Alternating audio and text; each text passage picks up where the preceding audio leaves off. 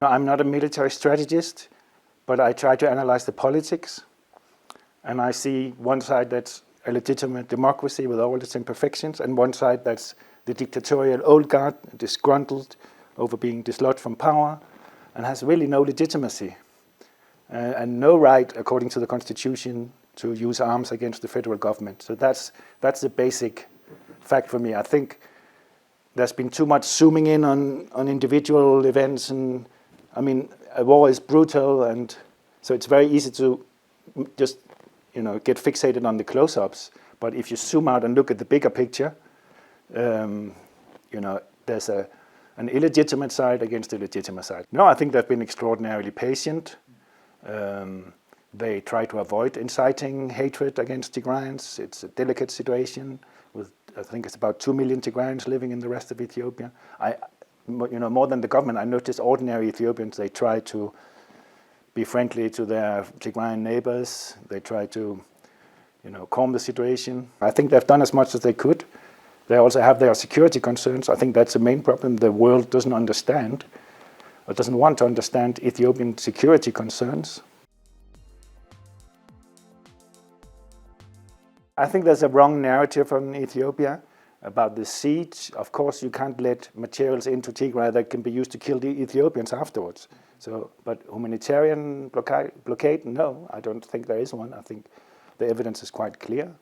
The World Food Programme has said they have averted famine in Tigray. Of course, there's a lot of suffering in Tigray, as you would expect, when such a small part of the country is dedicating all its resources to this big war. And this Tigrayan society completely militarized. Of course, there's a lot of suffering, and I do sympathize with ordinary Tigrayans. Often I'm asked, people will ask me, what can we do in the West to push the sides towards negotiation? I say, we don't need to push them. What we need to do is to identify those Ethiopians who share our ideals. We can do it, we can be openly self-interested. We want to find those Ethiopians who share our ideals of ethnic coexistence, of diversity, unity in diversity, of building democracy, independent institutions, courts that sometimes go against the government, Ethiopian Human Rights Commission that sometimes even embarrasses the government. Those are the Ethiopians we need to support, and then we need to trust them to run their own country. That's my message always, and that's the message I want to use to try to change minds in the West, because I think the narrative in Ethiopia has been completely wrong. I'm optimistic that we can change it. My own experience is, for example, when I wrote this article called "Do Good as Doing Bad." The viewers, I encourage you to Google "Do Good as Doing Bad" and read it. I sent a copy in Danish to all the Danish politicians involved in foreign affairs, and I got some really encouraging replies, like saying, you're right, you have some points. And recently, the Danish ambassador to Ethiopia, who was completely taking the official line until recently, she penned an article in Danish sympathizing with the No More movement, saying, well, maybe we should trust Ethiopians to run their own country, and just like, you could read between the line that she had changed her mind by living here and talking to Ethiopians. I think we have to keep convincing people, changing minds, and I think it's possible because people know very little about Ethiopia in the West. That's why they're so easily taken in, but it also makes our job relatively possible because we can show the truth. I think we can do something about it. I think we can change minds. If you look at the US, for example, Jim Inhofe, the senator from Oklahoma, he's quite clear that this is not a case of two sides being equal. This is a legitimate government, democratic government, against an illegitimate ethno-nationalist militia, disgruntled old dictatorial guard.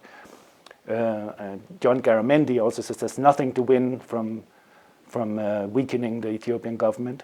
And I mean, what has the federal government done to bother the West? They have liberalized the economy, even under difficult conditions.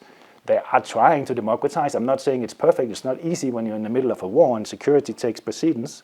But I don't think they have done anything really against Western interests. But I think it's this virtue signaling imperative that the good European, the good Westerner wags his finger at fighting Africans, and it's this very pacifist discourse. It's just completely nonsense.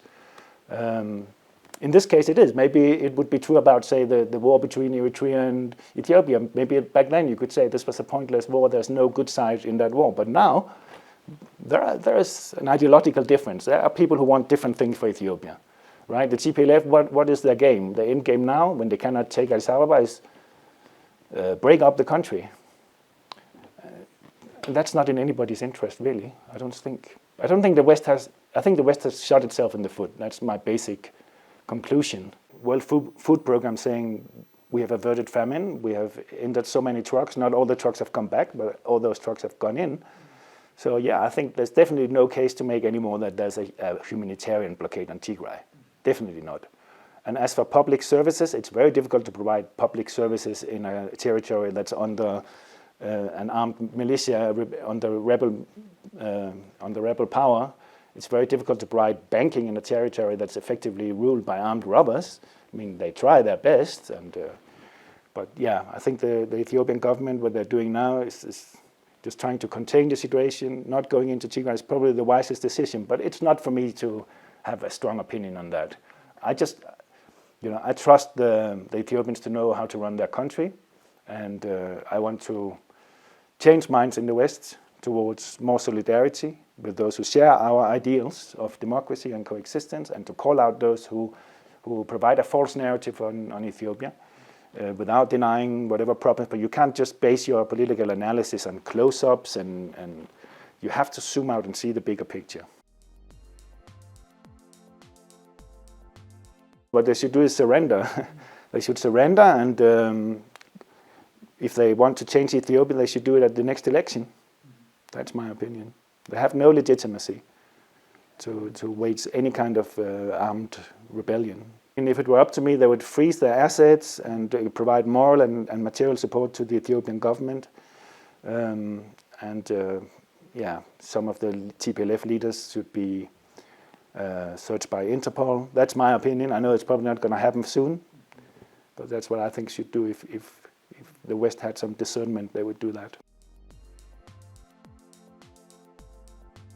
You've got to take your hat off to him. He's very shrewd. You know, he's played a lousy hand very well, because he always talks about the humanitarian issue in Tigray, nowhere else, right? Nothing about Afar, nothing about Amhara, and he never talks about politics, because he knows if the spotlight falls on his record as a stalwart of a dictatorship, he doesn't have a chance. So he just says, "Oh, I just want peace." You know, he talks like a Mother Teresa, and being the Director General of the World Health Organization gives you that kind of platform. You know, you're preventing disease, you're helping poor people, you're talking about equality and against racism and this and that. It makes you look like a saint. And he uses that to surround himself with the great and good, and everybody assumes he's one of them, but he's not. He's a warlord. He's member of the inner circle of a group that's recruiting children for war.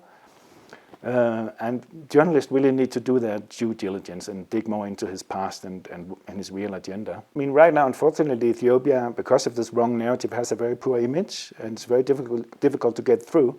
And Tedros Adehanom has this Mother Teresa-like image, which is really an insult to people who know about him. But yeah, it's difficult. That's why we need to talk one-on-one with ambassadors, with politicians, and try to get our message through.